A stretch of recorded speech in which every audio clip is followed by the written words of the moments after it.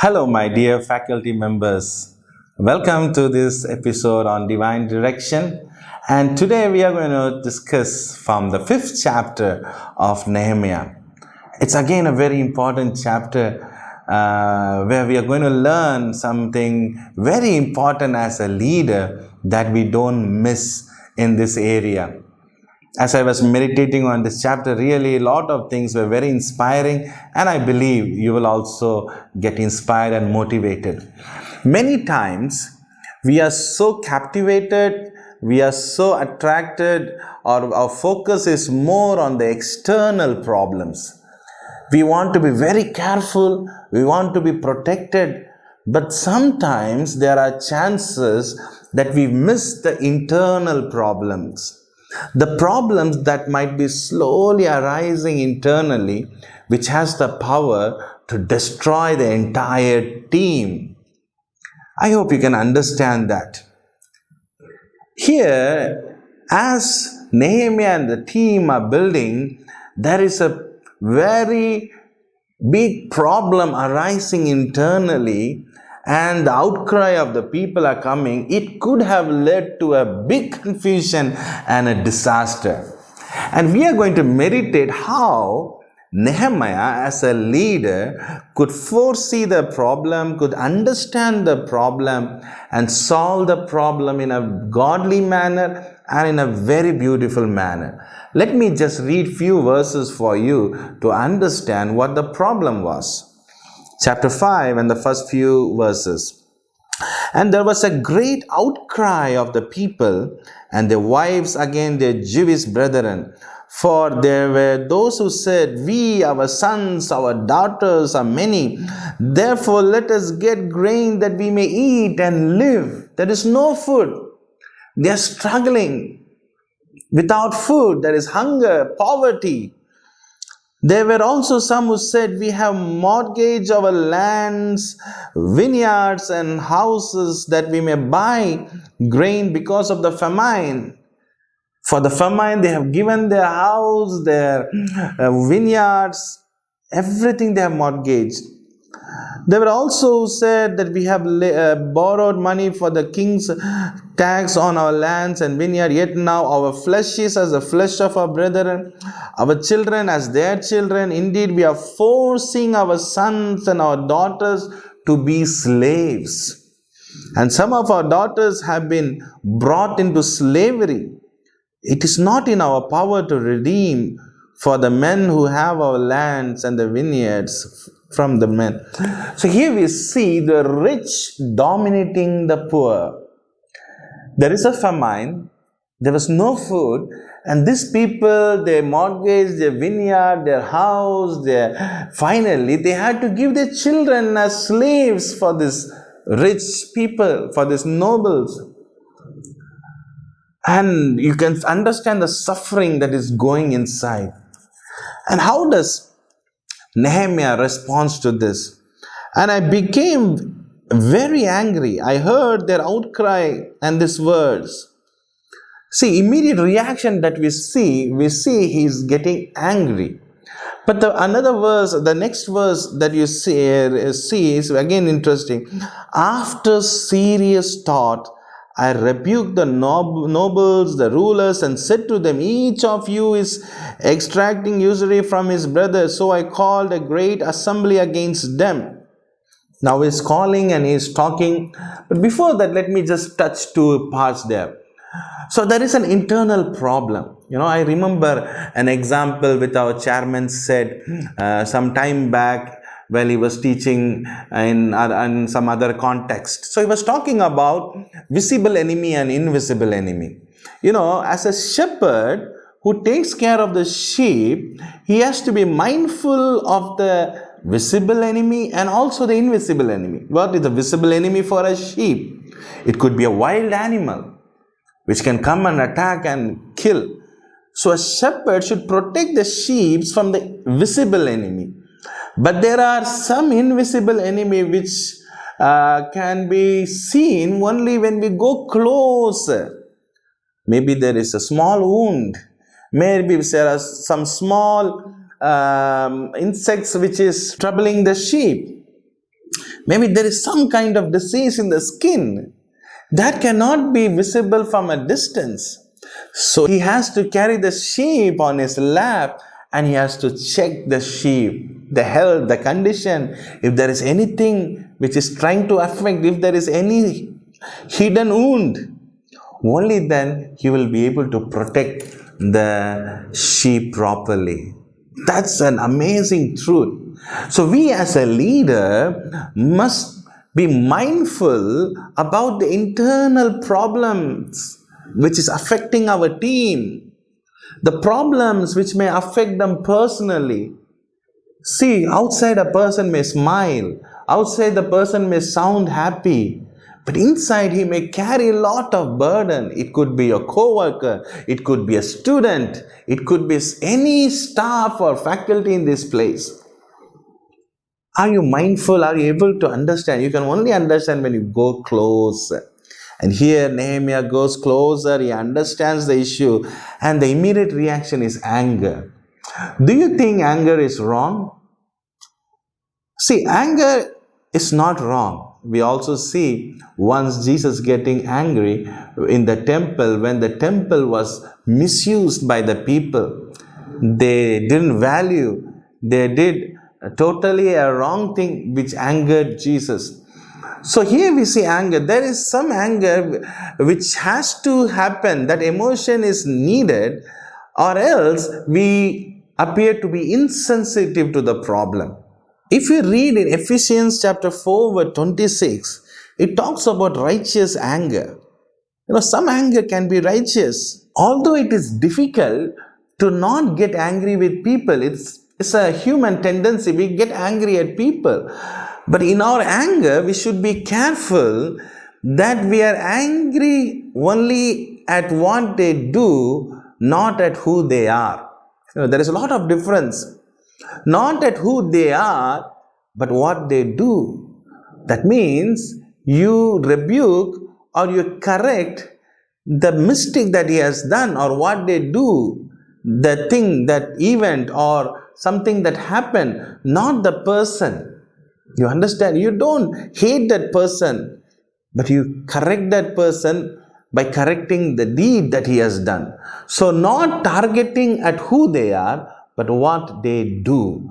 So in that way, you protect that person also. Many times when we start attacking that person, it demoralizes and it creates anger in that person, and he, instead of learning from the situation, he will try to react back.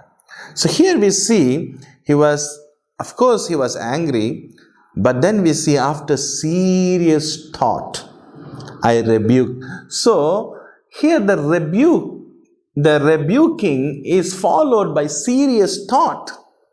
He is thinking over. Many times, there is a saying in English, anger is a momentary madness. If you don't control it, it will control you. Yeah? Anger is a momentary madness. If you don't control, it will control you. So here, he is giving the time to digest it, to understand it, to think through, and then act. So that is a very important thing as a leader, not to react immediately, but to wait and act upon. There is a lot of difference in those two things. So many times when we see some problems around us, we should be careful to think, to analyze, to understand.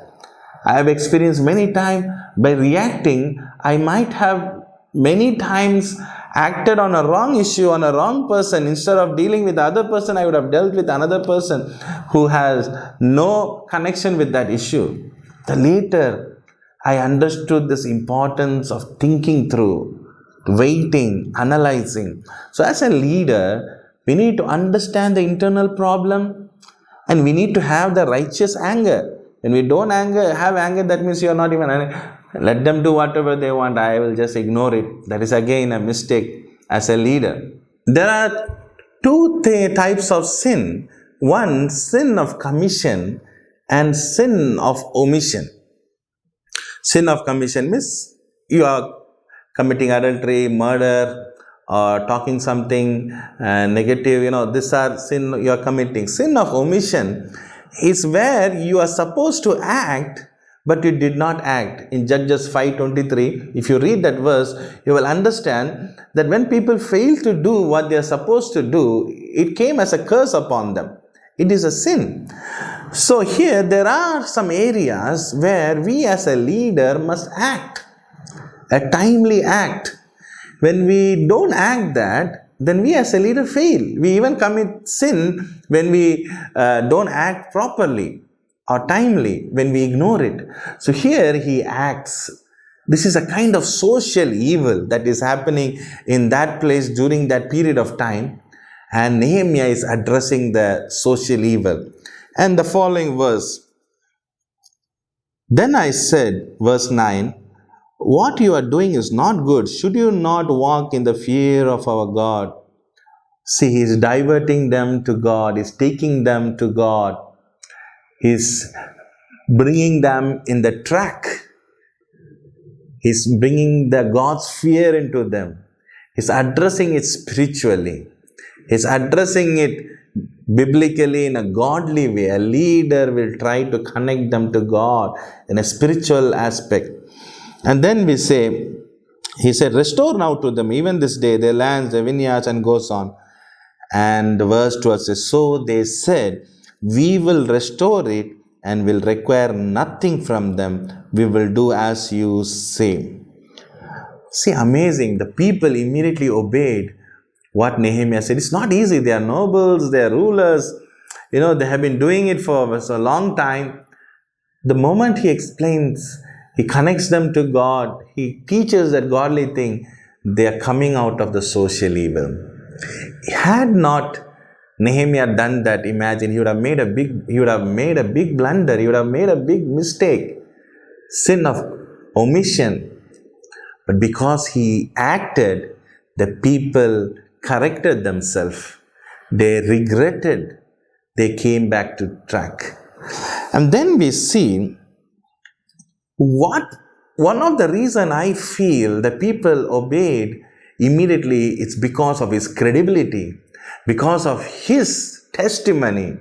And that we read in the following verses.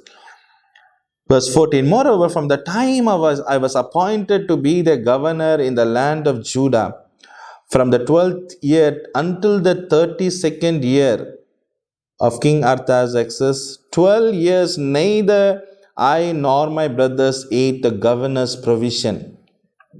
But the former governors who were before me laid burden on the people, took from them the bread, wine, besides 40 shekels of silver. Yes, even the servants bore rule over the people. But I did not do so because of the fear of the God. The testimony of the leader. The previous governors, not only they, but their servants also put lot of burden on these people. They took lot of things. They had the right because they were governors. They used their power and authority. They misused their power, abused the people by taking them, snatching from them. But here he says, because of the fear of God, though as a governor I could have got my provision, but I have never taken from the people. What an amazing life he lived. And that too for not for 1 or 2 years, several years, as long as he was there. He never did that. And that is why he could boldly say to the rulers and the nobles, you also should not do. As a leader, if I don't practice and follow something, I cannot preach. And even if I preach, there will be no weightage, there will be no value. People will not listen. For example, if I am a HOD or a principal or a director, if I don't come on time, if I don't value the discipline and all, when I talk to my subordinates, students, will they respect my word? If I talk about moral values and I myself don't have that moral values, will they value? Credibility, the testimony is very important, and Nehemiah was very careful. And then he goes on to say how the rulers used to misuse their power and authority, and he never demanded. Yet in spite of this, The verse 18, I did not demand the governor's provision. He could have got the governor's provision. He did not, because the bondage was heavy on the people. So this provision will again come from the people. So he knew it will add more burden on them. So he did not take it. Remember me, my God, for good according to all I have done for this people. So what a testimony, a leader standing tall for his principles, for his personal principles, for his life, for his testimony, for his disciplines. Our act, our position doesn't gain reputation. It is our life, our principle. Today I may be a director, tomorrow I may not be a director. You might be HOD, you may not be HOD, principal, you may not be a principal. All these positions, all this authority may go from our hand. Do people respect us only because of our power, or they respect us because of who we are? It's a big question. As a leader, we need to accept and we need to analyze. Do we burden them? Do we ignore their problems? Do we take them in the right path as a leader? Do I follow and practice? When Augustine uncle came to Bihar, there were lots of social evils in this place. Of course, even now in some places it's existing in some proportion, but still it is reduced drastically because of the education, because of the teachings that has been given in this place. The eyes are open, the darkness has been removed, and they're able to value each other. But initially it was not like that. There were casteism, so much of thing. You might have heard uncle sharing about the Karwa tribe in Rohtas, where they have a belief that if you cut somebody's head and bury it under the soil, then you will get good yield. So this village people used to kill the nearby village kids, the young people, old people, whoever they get, cut their head, bury it in their field, so that there will be a good yield. There was a belief. Nobody could do anything about it. But because of the education, because of sharing the love of God, today there is a lot of change in this place. There are many Mushar tribes where James is working, where uncle had a vision for these people. These people whose livelihood is so poor, their place is so poor, they rear pigs and the children are never allowed in government schools. But in those places, James has established a school. They have established the tuition centers, educate them, feed them, help them. Medical care is provided, and they are helped to get the government benefits. They are given the awareness.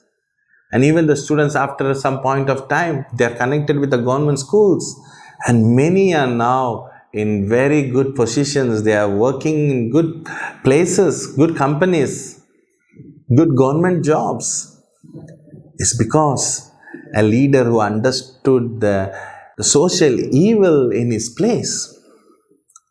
We need to keep our eyes open to see even the invisible enemy which can destroy our people. Not only the visible, the big enemies, but also the small evils that can destroy the team, relationship issue, misunderstanding. There were many times there are chances that there will be a kind of groupism, that I belong to this region, I belong to that region, this caste, this language. Of course, we are blessed to have many different language speaking people in this place. We have people from Andhra, we have people from northern part of India, Bihar, we have people from Madhya Pradesh, we have people from Tamil Nadu, we have all this language speaking, even from Germany. So it's a multicultural environment. And we should never allow any sort of groupism, a social evil that is coming. That is one reason that in our organization, there is a rule that if there is a third person who cannot understand the language you speak, you have to shift to a common language. For example, I am talking in Tamil and you are responding in Tamil. There is another person who can only understand English. So I have to shift it to English, so that there will be no kind of miscommunication or misunderstanding. The relationship issues are very important. If there is ego, if we allow this miscommunication, misunderstanding, it can slowly become big and destroy the team, affecting the purpose. These are all small invisible enemy, the internal problem which can affect the goal and purpose. Even the Natwa community, there is another community where GEMS works very actively. Where these young girls are given injections so that they become adult very soon. They are pushed into prostitution, pushed into this club dances and marriage dances so that they can earn money. Their parents send them. But that is again a very major social evil in many places. Such children are educated, they are trained, their parents are given the awareness. So all this kind of social evils in this place was seen by our leaders, the leaders of GEMS, our general secretary. All these problems, when seen, it is acted upon, and today we see the transformation in those areas too. Even in our college, I remember during the initial days, some of our janitors, they were not allowed to sit in the mess. It was not by our people, it was not by our staffs, but it was some people who were in the kitchen who were trying to treat them likewise. So they were not allowed to eat inside. They were allowed to have their own plates, sit outside and eat. They cannot take their spoon and serve. They have to be served by someone. All these things were there. Some students were also not happy that they should be allowed inside. But then our staff and we had to act upon it, give them the awareness, help them to understand that we are all one. There should be no caste division in this campus. So when it is taught, nowadays we don't see such things in this place. And many students also loved it. They also liked it. Because as we see, as education comes, as the transformation of minds happen, people broaden their thinking and there is a change. That is why you and I play a very important role in this place. We should be careful to understand the internal problems. And also I want to make you understand very clear that each and every student who come to our campus, they may have lot of issues. They may have lot of personal issues, family issues.